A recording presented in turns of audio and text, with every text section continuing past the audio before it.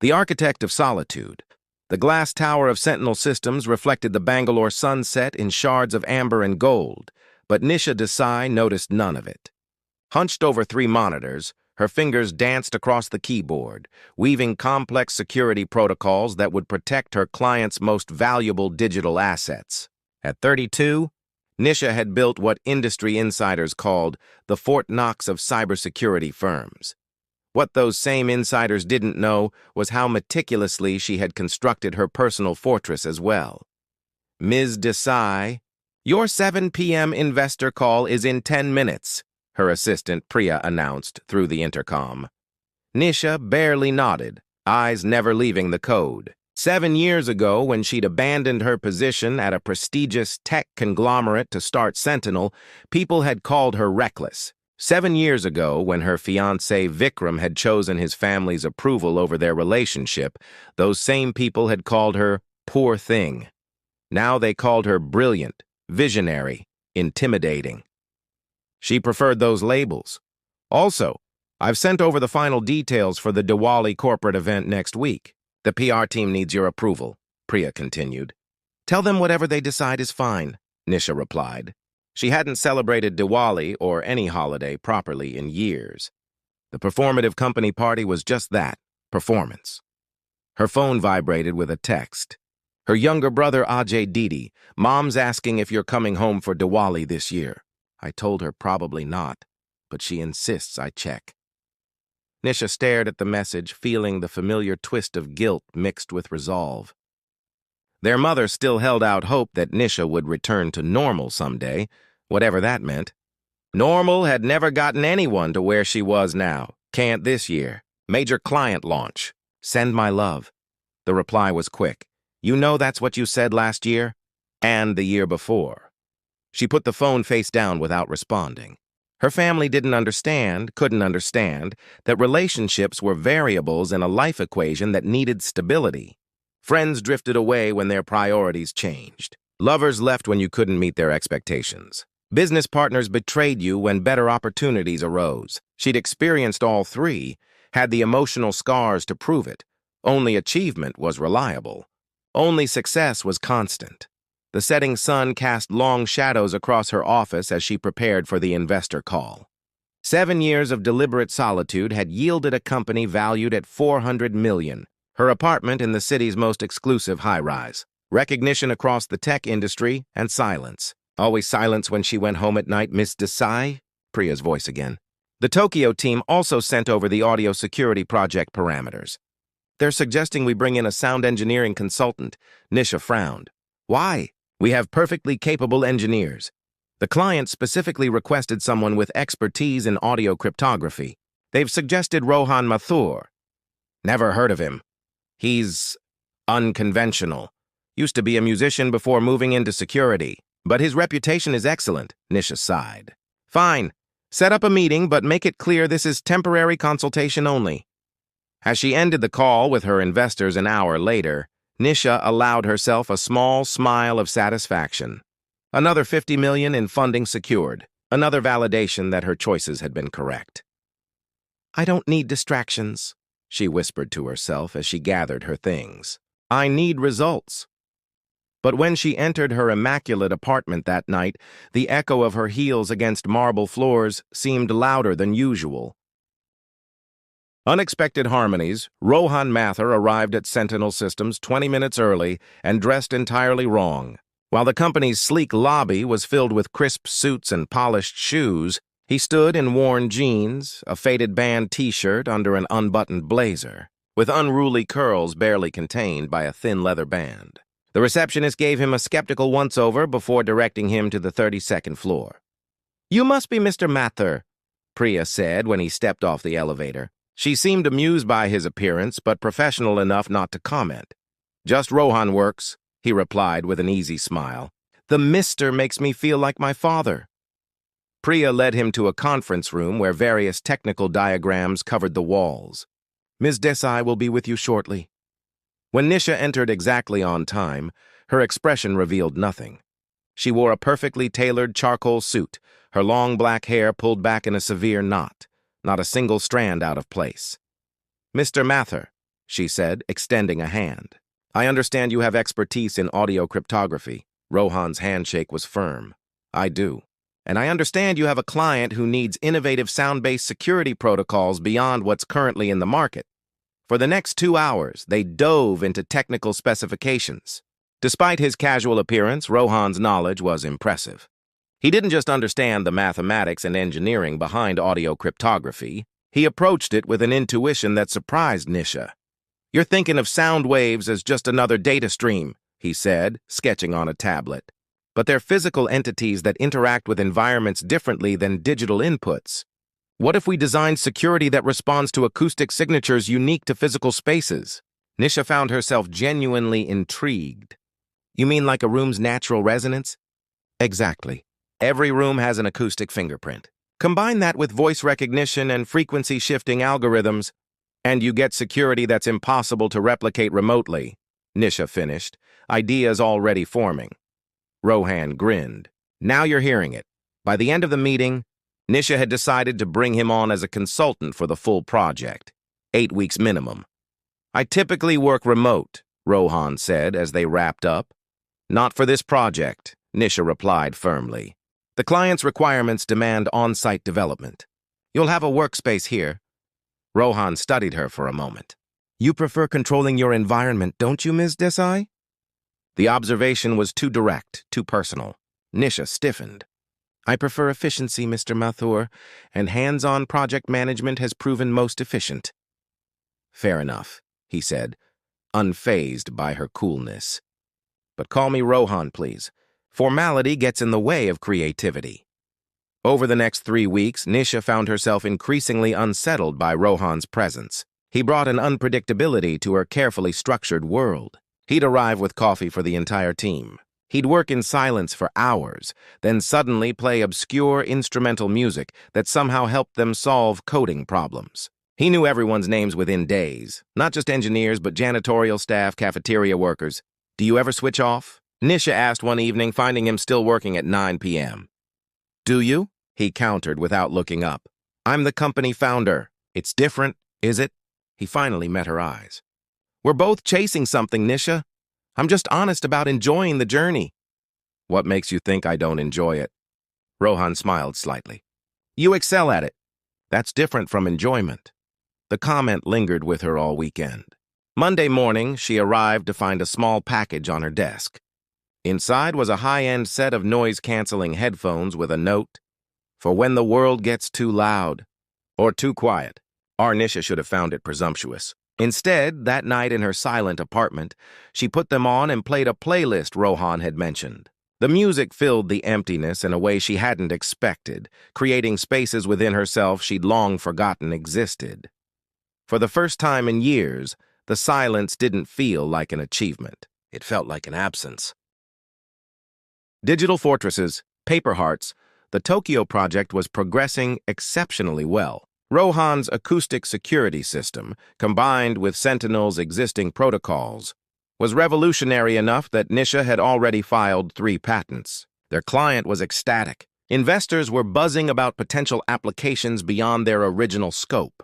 Professional success was unfolding exactly as planned. What wasn't planned was how Rohan Mathur had somehow inserted himself into the periphery of her life. It started with lunch. He'd casually place food on her desk when she worked through meals. Brain needs fuel, he'd say matter-of-factly, not waiting for thanks. Then came music recommendations tied to specific coding challenges. This helps with recursive thinking, or listen to this when you're mapping security architecture. Absurdly, they actually helped. Most disturbing was how he remembered things. Her preference for cardamom tea, her dislike of fluorescent lighting, the fact that she rubbed her left temple when stressed. Small details nobody bothered to notice. You're staring, Rohan said one afternoon, not looking up from his keyboard. Nisha hadn't realized she was. Just checking your progress. He didn't seem convinced. The team's going for drinks tonight to celebrate clearing the first phase. You should come.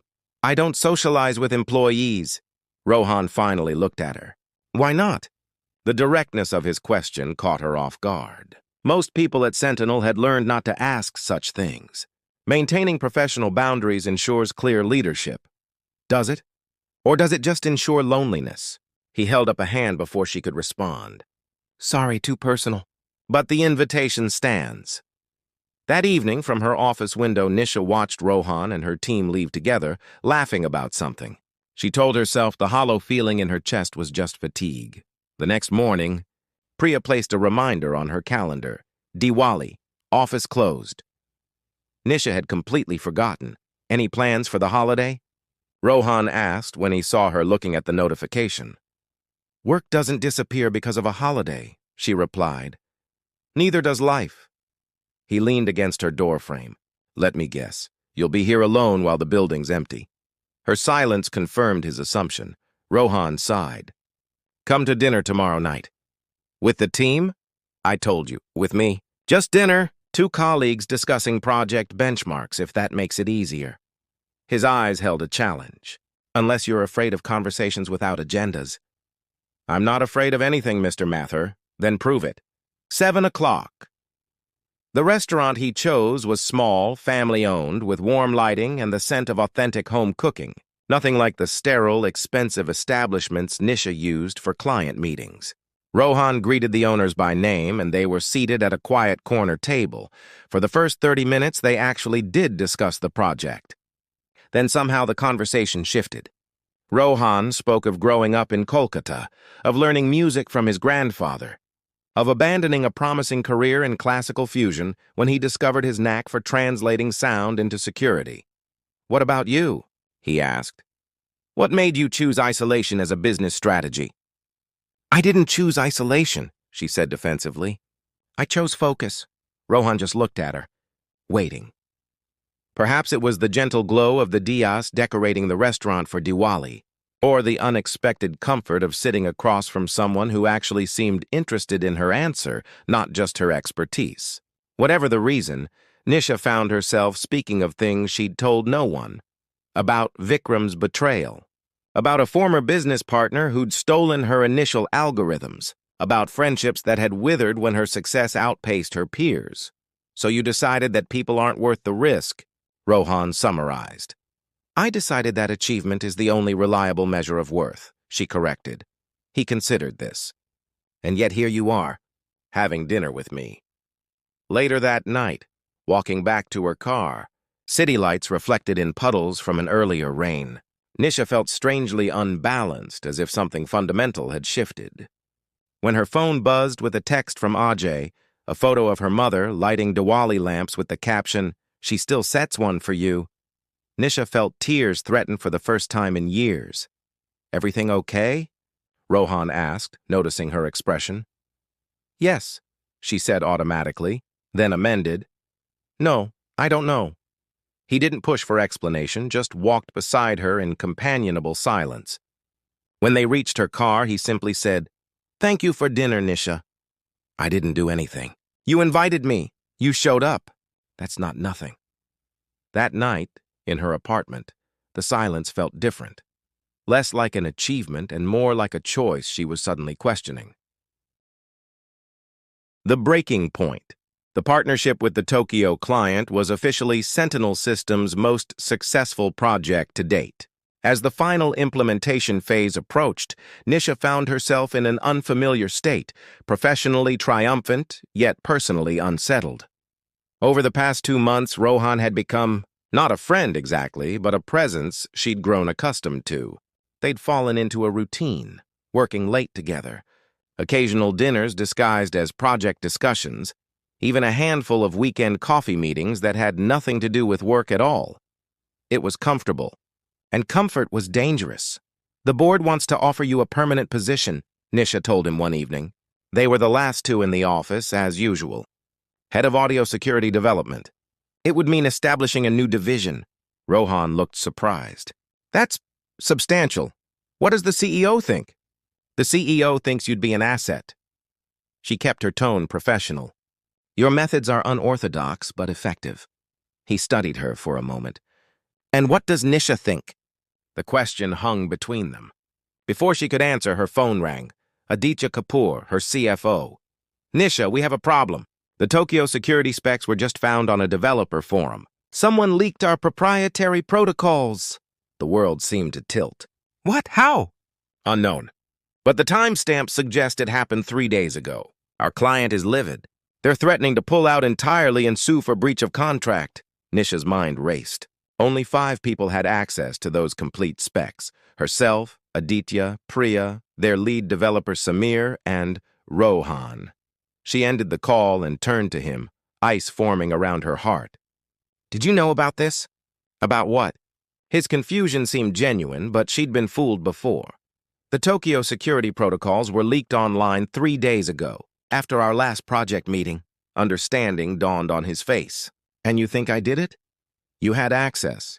And you stand to gain the most. The words tasted bitter. A new audio security system would be quite valuable to a freelancer with the right connections. Rohan stood slowly. Wow, that's where you go immediately? I trusted you with my work, my ideas, for months. Business isn't about trust. Apparently not. His voice hardened. For the record, I didn't leak anything. But clearly my integrity means nothing compared to your precious control. Don't make this personal, she snapped. That's the problem, Nisha. Nothing is ever personal with you, even when it should be. He gathered his things. Run your investigation. You'll find I had nothing to do with this. But don't expect me to wait around for your apology. After he left, Nisha threw herself into damage control. She assembled her security team, initiated protocols to trace the leak, and spent hours on calls with their legal department. Dawn found her still in her office, exhausted and no closer to identifying the source. 2 days later, they had their answer. The leak had come from Samir's access credentials, but not from Samir himself. Someone had fished his login information through an elaborate scheme involving a fake conference invitation. When the full forensic report landed on her desk, one detail stood out. The hacker had specifically targeted the audio security protocols. The rest of Sentinel's valuable intellectual property had been ignored. Her phone buzzed with a text from Rohan. Heard you found the real leak. Glad it's resolved. No accusation, no anger. Just acknowledgement. She started to type, I'm sorry, then deleted it.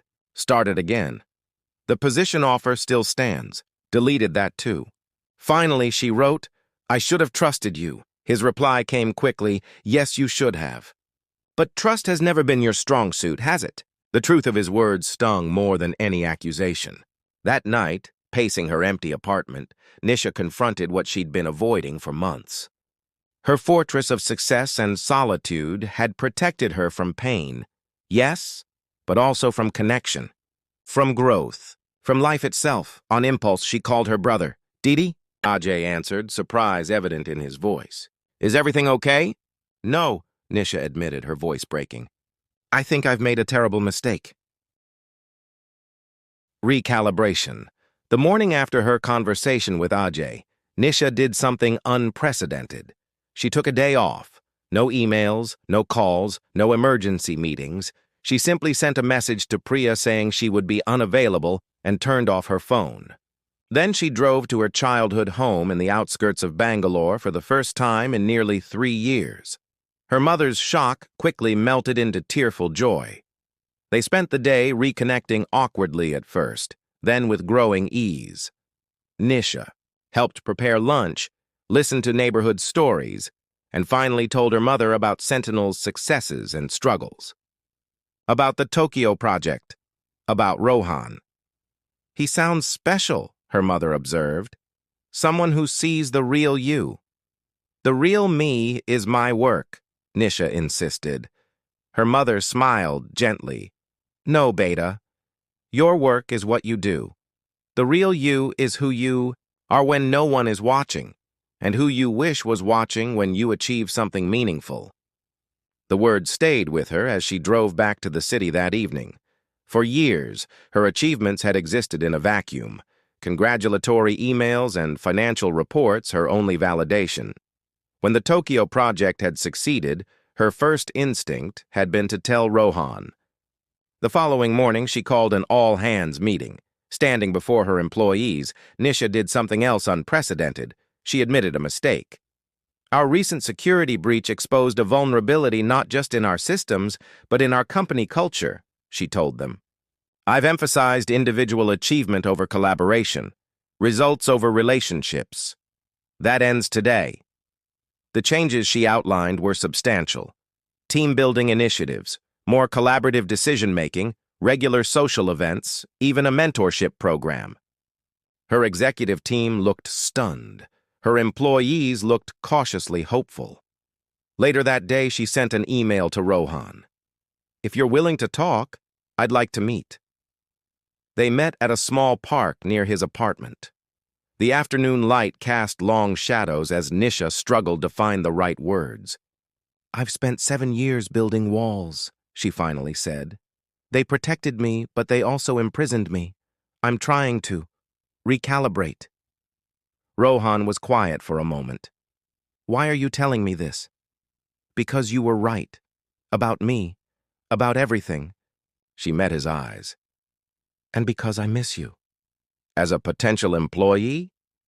His expression revealed nothing. As the person who made me question whether success alone was enough. A hint of a smile touched his lips. That's a start. They walked in silence for a while before Rohan spoke again. I can't accept the position at Sentinel. Nisha's heart sank, but she nodded. I understand. But, he continued, I would consider a partnership, my company collaborating with yours, equal terms. The old Nisha would have rejected this instantly. Partnerships meant shared control, shared credit. The new Nisha, still forming, considered what she truly valued. I'll have legal draw up the paperwork, she said, then added with the ghost of a smile, partner. 6 months later, Sentinel Harmonics launched its first joint project, a revolutionary security system combining visual, digital, and acoustic protections. The industry buzz was unprecedented. At the launch party, watching Rohan charm investors with his unique blend of technical brilliance and human connection, Nisha felt a contentment that transcended professional pride. Her phone buzzed with a text from Ajay. Mom's asking if you're bringing Rohan to dinner this Sunday. Nisha smiled and typed, We'll be there. Later that night, as the celebration wound down, Rohan found her on the rooftop terrace overlooking the city lights. Quite a view, he said, standing beside her. It is. She wasn't looking at the skyline. Having regrets about your recalibration? Nisha shook her head. The opposite. I built Sentinel believing that success meant never needing anyone. I was wrong. What does success mean now? He asked quietly. She considered this, thinking of her reconnection with family, the changing culture at her company, the warm presence of the man beside her. Balance, she decided. Achievement that has meaning because there are people to share it with. Rohan smiled, taking her hand. Now that sounds like success worth having. In her free hand, Nisha held a glass of champagne catching the city lights. Success still mattered. Achievement still drove her. But as Rohan's fingers intertwined with hers, she understood finally that fortresses weren't meant to be lived in alone. The company she'd built would continue to thrive. But so, at last, would she.